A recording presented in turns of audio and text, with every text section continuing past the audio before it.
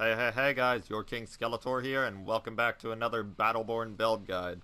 Today we're going to be discussing everyone's favorite rogue AI, Isaac Magnus. So, if you guys find this guide helpful, then feel free to hit the like and subscribe buttons, and you can share this with your friends and family, so that if they play the game, so that they could get a little bit out of it too. But it's entirely up to you. Anyways, let's get on with the show. Okay, let's start things off with the Helix build. For tier 1, I always choose Watchful Wards, simply because the whoopsie-daisy dropping your wards is entirely useless, and the Plasma Dash shield penetration, not really the best call since you use your Plasma Dash more for escaping than offense. For tier 2, I would choose You Drop These, simply because this tier is literally all about adding damage to your wards, and it's much easier to get to reflect enemy fire back at them than to run up to them at the exact second that it would and blow them up with it.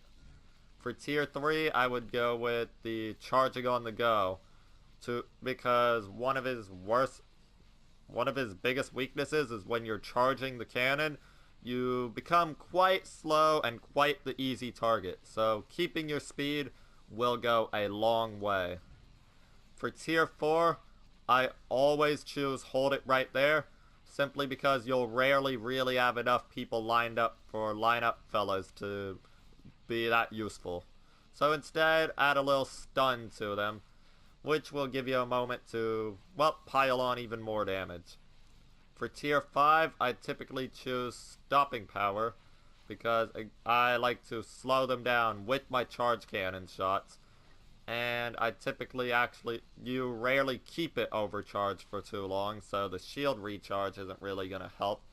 Not to mention the movement speed again won't really help too much, because you're not supposed to keep his cannon overcharged for more than a second. For tier 6, I would go Burlier Wards, simply to add more defense to the matter. Because again, your Plasma Dash you really should only use to escape or occasionally to slow them down real fast.